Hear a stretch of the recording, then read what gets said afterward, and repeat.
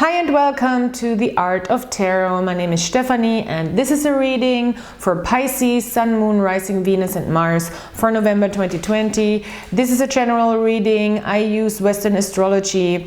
I use additional divination tools, but mostly I do use the tarot cards, and I will look into the astrology a little bit in the beginning of the reading, talk about the planetary movements while I shuffle the cards, and then we will look into the cards. All the topics I try to touch, so love and career and money.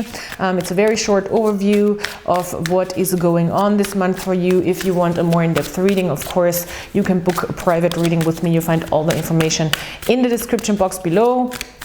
Please also excuse me if I cannot find the right words right away sometimes, because English is not my native language. I'm from Vienna, Austria, but I did live actually in the US for a couple of years, but I'm a German speaker originally, so that's why here on this channel there is still some German videos happening. I am splitting up my channels right now, making a German language channel if you're a German speaker, and this will stay the English language channel. All right, I think I said everything. If you need any more information or have questions and you cannot find them in the description box below, please ask in the comments. Okay.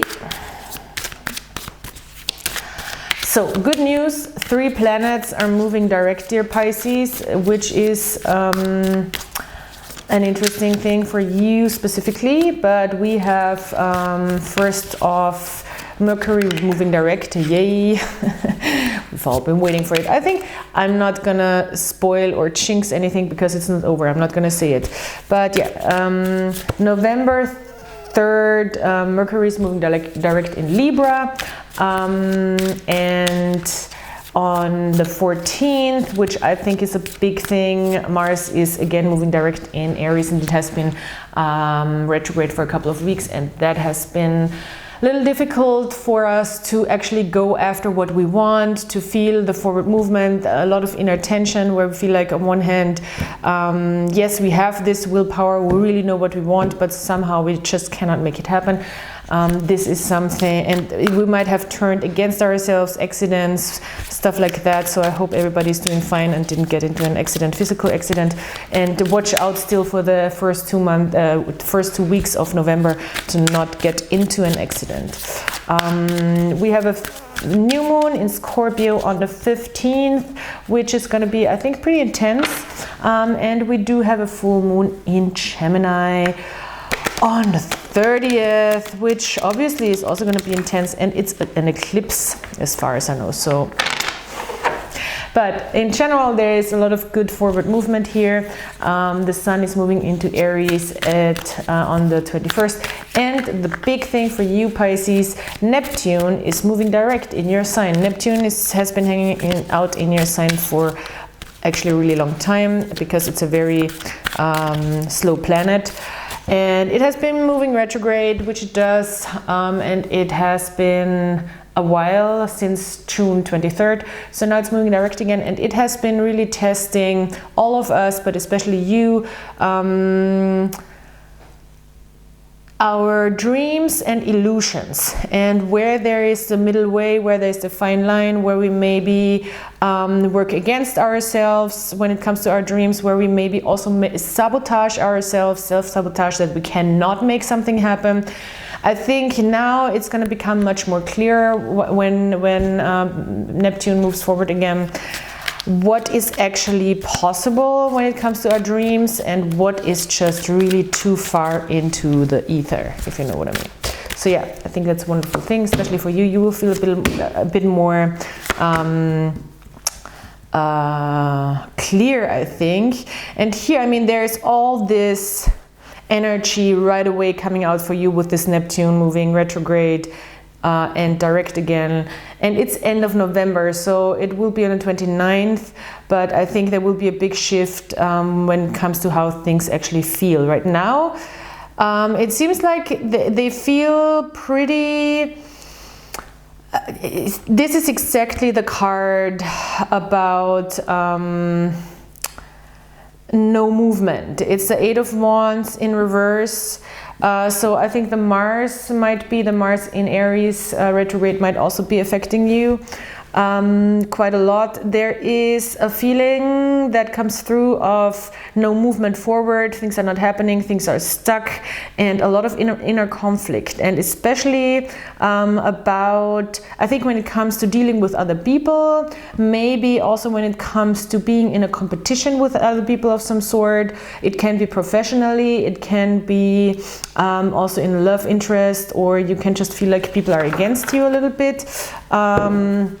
And there's a feeling of stuck here.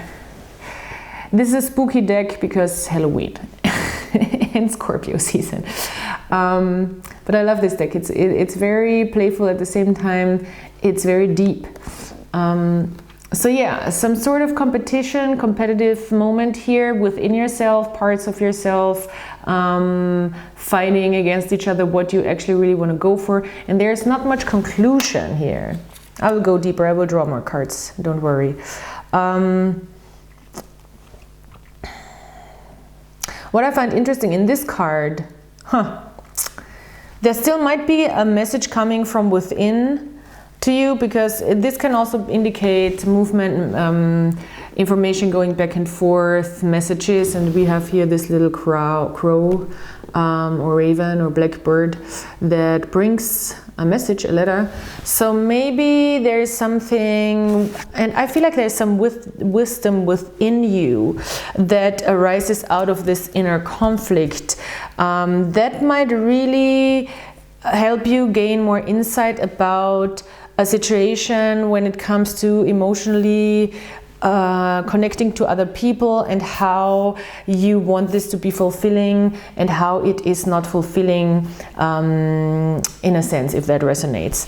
Because it's really about what is emotionally fulfilling for you right here, very strongly. And if it would be upright, then, you know, everything would be just fine. But I think there is some element of not being able to make this happen for you, and having a hard time within yourself and parts of yourself, maybe having this rather competitive moment here within you that does not really bring you much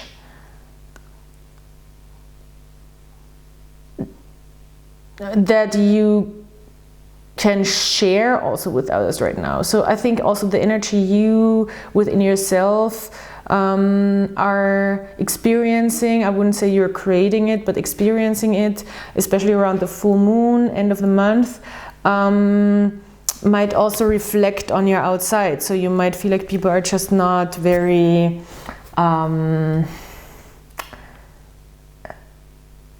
nice towards you, maybe, or understanding or open. And I think it's really important here to notice that all the planets are moving direct again. So there's a big shift also here throughout the month. And I think by the end of the month, this will change. But I will draw more cards because it is I will draw more of those. See, what I said. What I said. Exactly what I said. Wheel of Fortune. It's a shift. There is a moment right now in time in the universe where the stars and the planets are rearranging, and that is also Wheel of Fortune, and shifting and directing us into a new way of doing things, of experiencing things in a new level with the Wheel of Fortune. So and I love this Wheel of Fortune here because it's such a so much excitement. Look at this little guy who is like, oh my god. He's like, oh really, this is what's happening? Yeah, it's full of anticipation and excitement. I think you can really very well step into this energy, especially with the Queen of Swords. I think there is an element here strongly coming through with the Queen of Swords where you're asked to stay as analytical as possible about the situation. Also with the Queen, let things and information come towards you. Be an observer of things and be also in a way a judge. The Queen of Swords is Gemini, Libra, Aquarius card, but for me in particular Libra. For others it's also a Scorpio card in a way.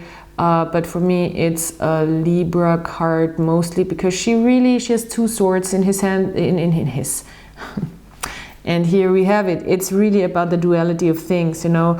The swords, because I said his, and that's a message, you know. The swords energy, the air energy, is actually a masculine energy. The Queen energy is obviously a feminine energy, so this is combining the two in a way also. So act at the right moment. Acting forward, proactive movement is mostly associated with the male energy within us, within all of us. Queen of Swords is more like the receptive, letting things come towards you, waiting for the right moment to react and act, and this is what's happening here. So a good balance of those two energies. First, let things come towards you and act in the right moment. Have that higher knowledge, have that higher understanding, have that new understanding with the swords. Very, very important.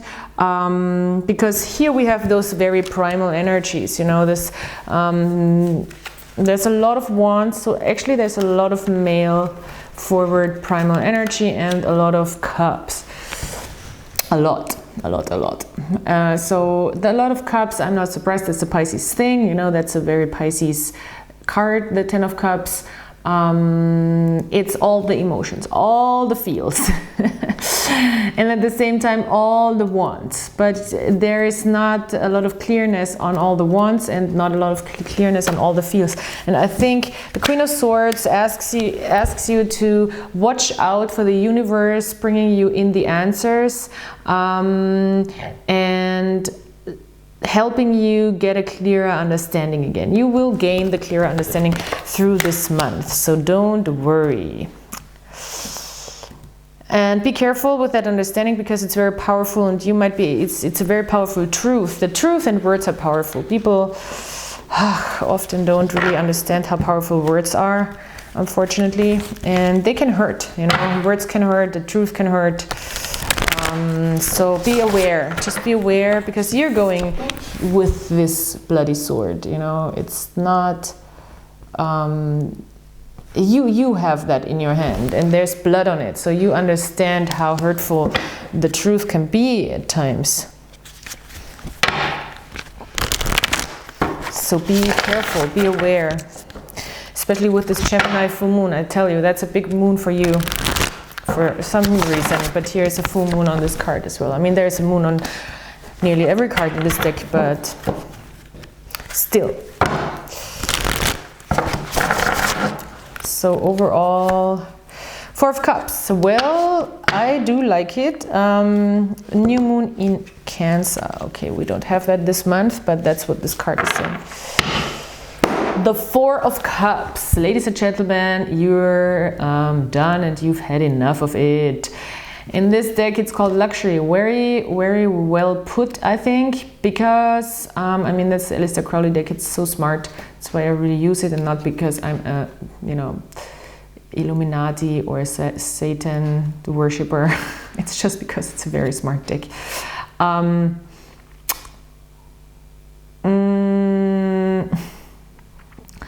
The new moon in Cancer, it basically says, I mean, the luxury card, the Four of Cups, basically says, I'm so full of it that what you're giving me right now is not what I need or I can work with, or I don't need it, actually. I don't need it. I'm over it. I'm full of... Also, it's a card where we say, even though things have been handed to us and maybe they're even well-intentioned, where we're just like, I'm sorry, too little, too late, or I'm over it. It's a card of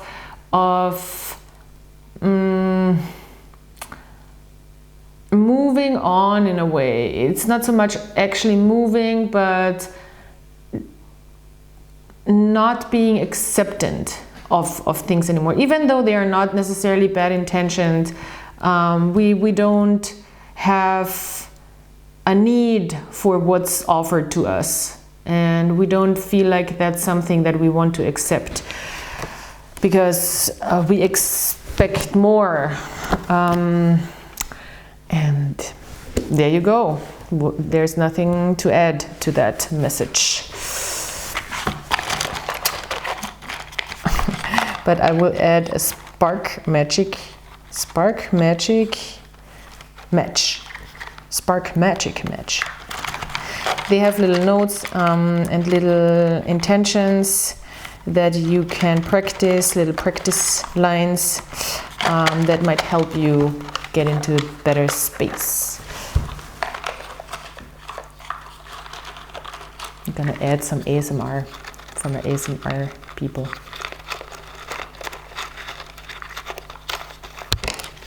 Oh, it came out itself. All right. Picture someone who needs healing as if well and surrounded by love. Oh, that's beautiful. So it's actually energy, sending energy healing. Picture someone who needs healing as if well and surrounded by love. I love that. So maybe if right now, and that's often a Pisces coping mechanism, that's why it's really interesting that this is coming out. Maybe if now it's hard for you to accept something, maybe it's a good time to give out, you know. Maybe shifting the focus on, and I don't necessarily subscribe to that message 365 days a year, but help yourself by helping others. And with Pisces, I want to be very careful with that message, because often Pisces is so much about other people and so much about other people's feelings that they often don't take care of their vibes so much. But in this case, I think help yourself by helping others really applies. And it's only in your mind, you know, you don't have to go out. You can do it in your mind. Picture someone who needs healing as if well and surrounded by love, and promise me it works. It takes practice like everything else, but it does work.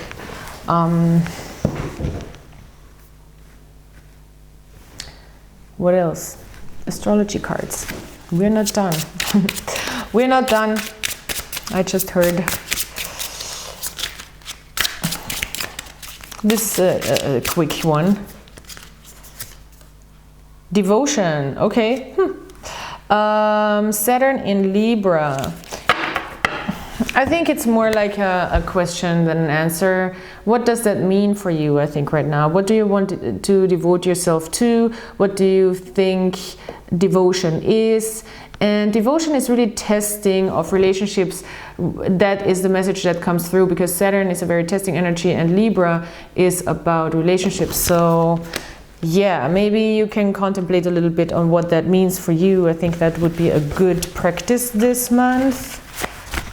And then we round this thing up like this is the icing of the cake.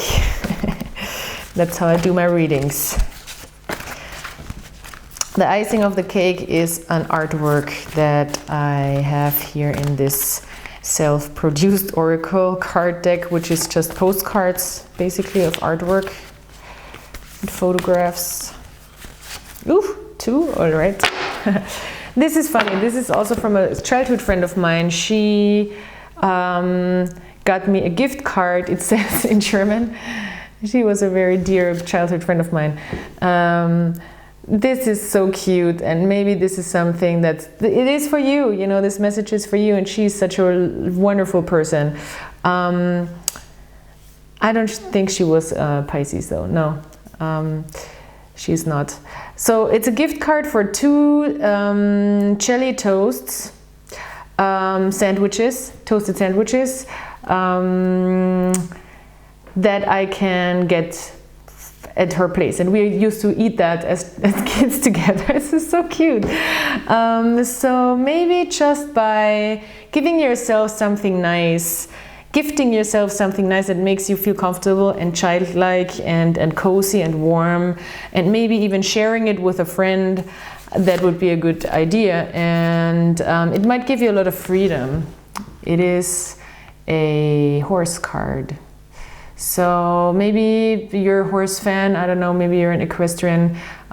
So this is obviously helpful for you right now. But the horse in general for me is a symbol of freedom, of strength, also of speed, also of living in a herd, and of flight as well. So it's an animal of flight, and it might also get the stress out of your system if you run right now. That's a lot of messages for one card. Well, but there's an see, it might give you a lot of strength. You're much stronger than you think, and there's this obviously old-timey feel with this card. And what I see here strongly is you're much stronger than you think you are, and you can always make yourself look stronger also than you actually are. So elaborate on that. But this is very much, there's a lot of determination in this. I think it's about determination, strength, and the way you might want to also show yourself right now on the outside, because what we see here is like a very determined, strong personality that we can definitely see, but at the same time we see this child, obviously. So I think you can allow yourself that childlike moment right now, especially with the jelly toast. So that gave me a nice message right now as well, because that is a very nice memory. All right, so thank you so much for being here. Thank you for listening, subscribing, liking, commenting. Please, please, please comment. It helps me so much to make this channel grow and to reach more people, which is my goal, obviously, to get these free readings to more people who might need them. Thank you for being here, and I hope I'll talk to you soon. I have a weekly Sunday reading for all the signs and the astrology for the upcoming week live every Sunday, so check that out, and I'll talk to you next time. Bye.